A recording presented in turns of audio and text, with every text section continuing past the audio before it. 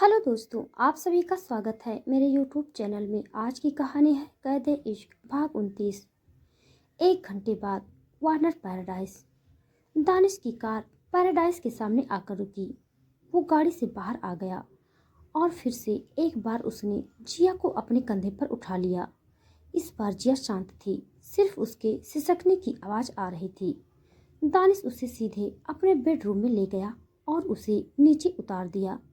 जिया ने जल्दी से अपने कदम पीछे ले लिए। दानिश ने दरवाज़ा बंद किया और जिया को ऊपर से नीचे तक देखने लगा। उसके इस तरह देखने से जिया को डर लग रहा था। तभी दानिश कड़क आवाज में बोला, little girl, you know how much I love black.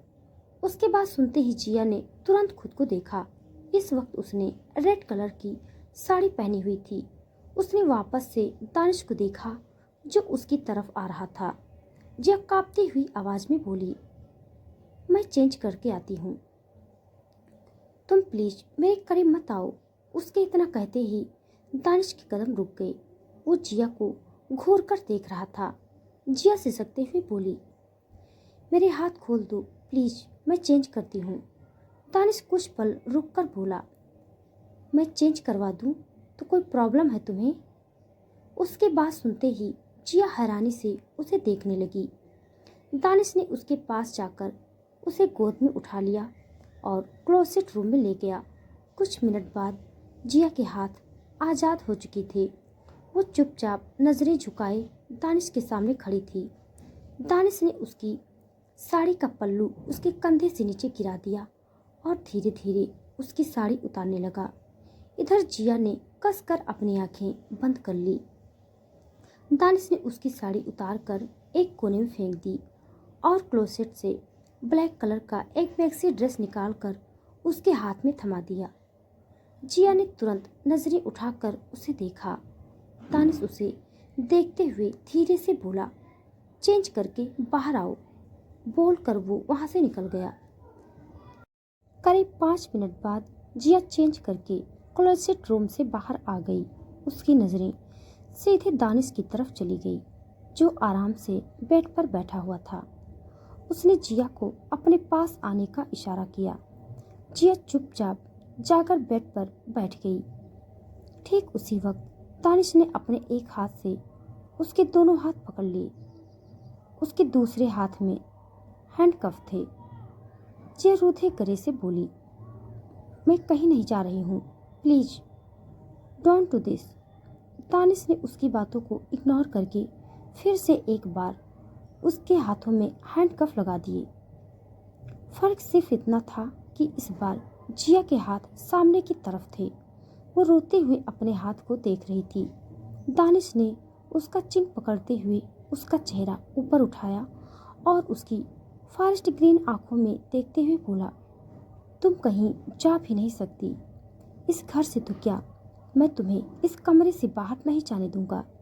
बोलते हुए वो किसी साइको से कम नहीं लग रहा था। उसकी बात सुनकर जिया को अपने रीढ़ की हड्डी तक सिहरन महसूस हो रही थी। वो दानिश से दूर होने की कोशिश करने लगी, लेकिन दानिश उसके ऊपर झुका हुआ था। पीछे जाते हुए जिया बेड पर लेट गई क्योंकि उसके हाथ बंधे हुए थे। वो दानिश को रोक नहीं पा रही थी। दानिश पूरी तरह से उसके ऊपर आ गया और उसके गाल पर उंगलियां चलाते हुए बोला, you don't even realise how much I miss you. Jiya चुपचाप उसकी स्टिल ब्लू आंखों में देखने लगी। दानिश उसके होठों की तरफ देखते हुए बोला, my lips are desperate to feel you. उसके इतना कहते ही जिया की सांसें तेज हो गई। दानिश की बातों का मतलब वो अच्छे से समझ रही थी। उसने गहरी सांस ली और धीरे से बोली, why are you doing this? तुम्हारे पास बीबी है तो तुम मेरे पीछे क्यों पड़े हो? उसका सवाल सुनकर दानिश के एक्सप्रेशन चेंज हो गए। उसने जिया के बालों को अपनी मुट्ठी में भर लिया और गुस्से से बोला, बिकॉज यू आर माइन। जब से मैंने तुम्हें देखा है उस वक्त से तुम मेरी हो चुकी थी। जिया ने कसकर अपनी आंखें बंद कर ली और रोते हुए बोली, प्लीज़, इट्स हर्टिंग। दानिश ने तुरंत उसके बालों को छोड़ दिया और उसके बाल ठीक करते हुए बोला, you are mine little girl. ये बात हमेशा याद रखना। बोलते हुए वो उसके ऊपर से उठकर कमरे से निकल गया। जिया उसी तरह से बेड पर लेटी हुई सीलिंग को देखने लगी। उसकी आंखों के कोनों से आंसू बहते हुए पिलों पर गिर रहे थे। दानिश अपने कमरे से बाहर आया और उसकी नज़रें ग्रेस की तरफ चली गई। वो दानिश को घूरते हुए बोली, आपने ऐसा क्यों किया ब्रो? दानिश उसे इग्नोर करके आगे बढ़ते हुए बोला, तुम्हें जवाब देना ज़रूरी नहीं समझता। ग्रेस गुस्से से बोली, लिली वापस आ रही है। उसके होते हुए क्या आप जिया को मिस्ट्रेस बनाना चाहते हैं? उसका सवाल सुनकर दानिश के कदम रुक गए। उसने पीछे मुड़कर ग्रेस को देखा और बिना किसी भाव के बोला, अगर ज़रूरत पड़ेगी तो मैं वो भी करूँगा, लेकिन वो यहाँ से कहीं नहीं जाएगी। ग्रेस उसकी तरफ कदम बढ़ाते हुए बोली, आपको उस पर जरा भी तरस नहीं आता? आपकी वजह से उसने क्या कुछ नहीं सहा, फिर भी आप उसकी ज़िंदगी में घुसे रहे हैं। दानिश कुछ पल रुककर बोला, तुम वापस यूके जा रही हो, अपनी पैकिंग कर लो। उसकी बात सुनते ही ग्रेस हैरानी से बोली, ब्रो, आप ऐसा नहीं कर सकते। दानिश उसी तरह से बोला, दिस इज़ माई पैराडाइज और मैं डिसाइड करूँगा कि यहाँ कौन रह सकता है और कौन नहीं। Now get lost. बोल कर वो वहाँ से निकल गया। इधर ग्रेस हैरानी से उसे जाते हुए देख रही थी। उसकी आंखों में हल्की सी नमी थी। उसने गहरी सांस ली और खुद से ही बोली, सही कहा, ये मेरा घर नहीं है। बोलकर वो सीधे अपने कमरे की तरफ चली गई। थोड़ी देर बाद जिया बेड पर बैठी हुई थी। तभी कमरे का दरवाज़ा खुल गया और दानिश खाने की प्लेट लेकर अंदर आया। उसे देखते ही जिया सीधी होकर बैठ गई। दानिश उसके सामने बैठ गया और उसने खाने का एक बाइट जिया की तरफ बढ़ा दिया। जिया ने बिना कुछ बोले अपना चेहरा दूसरी तरफ कर लिया। दानिश कड़क आवाज में बोला, कोई ड्रामा नहीं चाहिए मुझे, चुपचाप खा लो। जिया बेड से खड़ी हो गई और गुस्से से बोली, आखिर चाहते क्या हो तुम मुझसे?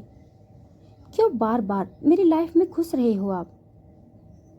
दानिश ने खाने की प्लेट साइड टेबल पर रख दी और उसकी तरफ देखते हुए बोला, लिटिल गर्ल, चुपचाप बेड पर आओ। जिया अपने कदम पीछे लेते हुए बोली, मुझे कुछ नहीं करना, मुझे घर जाना है। दानिश ने अपनी गर्दन पर हाथ फेरते हुए गहरी सांस ली और सर्द आवाज में बोला, क्या करोगी घर जाकर? उस लड़के से शादी करोगी? जिया गुस्से से बोली, मैं कुछ भी करूं, तुम्हें उससे क्या? तुम्हें जो चाहिए था वो तुम्हें मिल गया ना, अब मैं किसी से भी शादी करूं, तुम? तभी दानिश ने एक वास उठाकर जिया की तरफ फेंका। अगले ही पल जिया की जोरदार चीख कमरे में गूंज गई। कुछ पल बाद उसने धीरे से अपनी आंखें खोलकर सामने देखा। वास उसके पैरों के पास आकर गिरा था।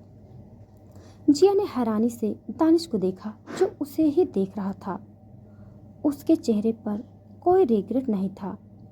उसने धीरे धीरे अपने कदम जिया की तरफ बढ़ा दिए और इधर जिया की हालत खराब हो रही थी।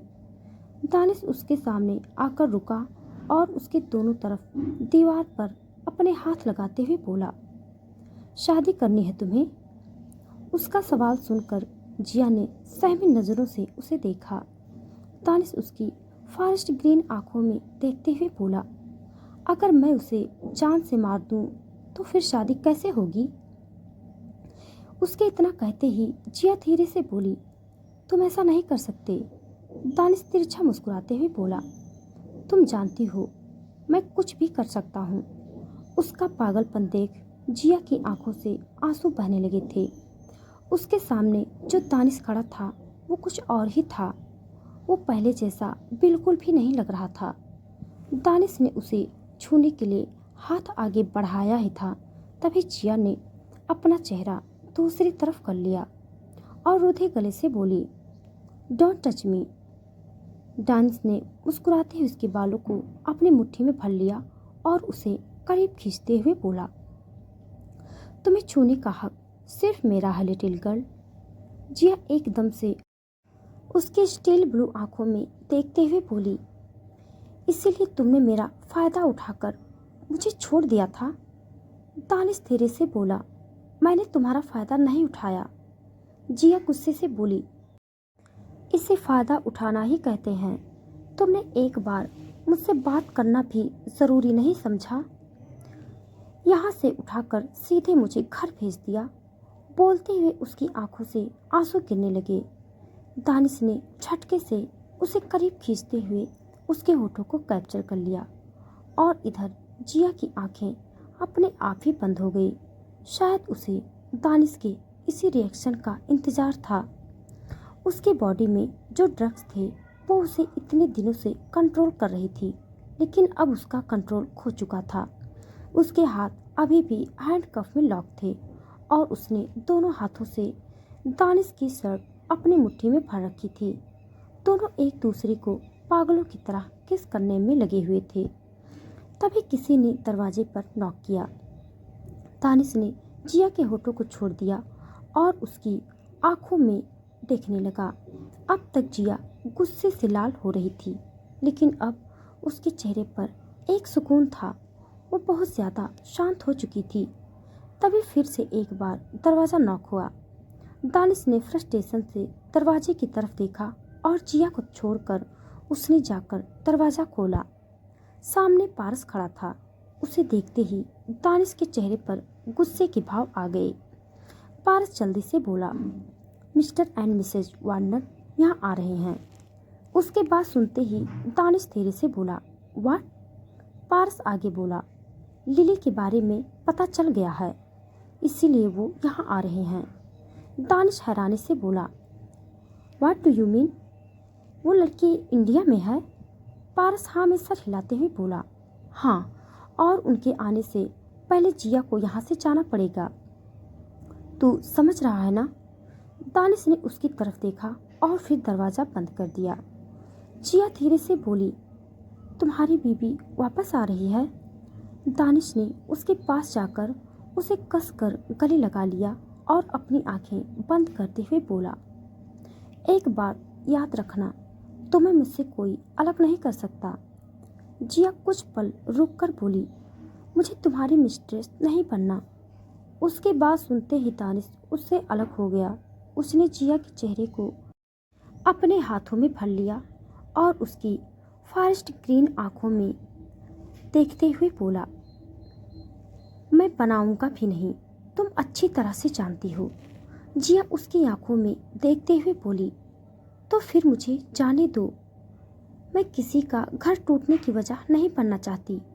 बोलकर वो दूसरी तरफ देखने लगी। दानिश ने अपने पॉकेट से एक चाबी निकाली और कुछ ही पल में जिया के हाथ आज़ाद हो चुके थे। वो अपने हाथों को सहलाते हुए दानिश को देखने लगी। दानिश ने उसे कमर से पकड़ते हुए अपने बेहद करीब खींच लिया और उसके फोरहेड पर अपने होठ रख दिए। उसकी इस हरकत से जिया की आंखें अपने आप ही बंद हो गई और उसके होठों पर हल्की सी मुस्कुराहट तैर गई। कुछ मिनट बाद दानिश ने उसे खुद से अलग किया और धीरे से बोला, किसी और के बारे में सोचना भी मत, वरना मुझसे बुरा कोई नहीं होगा। जिया कुछ पल रुककर बोली, तुम्हें मेरे बारे में सोचने की ज़रूरत नहीं है। मेरे बारे में सोचने के लिए मेरे मम्मा पापा हैं। तुम अपनी बीवी पर फोकस करो। बोलकर वो वहाँ से जाने लगी। तभी दानिश ने उसकी कलाई पकड़ते हुए उसे पीछे से खींच लिया। जिया की पीठ उसके सीने से टकरा गई। वो दर्द से चिल्लाते हुए बोली, क्या कर रहे हो तुम? दानिश उसके कान पर अपने होठ टिकाते हुए बोला, don't you dare little girl, मुझसे गुस्सा मत दिलाओ। जिया तिरछी नज़रों से उसे देखते हुए बोली, नहीं तो क्या करोगे तुम? मैं तुमसे डरती नहीं हूँ, समझे तुम? तो दोस्तों, आज के लिए बस इतना। इसके आगे का भाग जानने के लिए आप सब मेरे साथ बने रहिए। हमारी कहानी आप सबको कैसी लग रही है कमेंट बॉक्स में ज़रूर बताइएगा। तब तक के लिए धन्यवाद।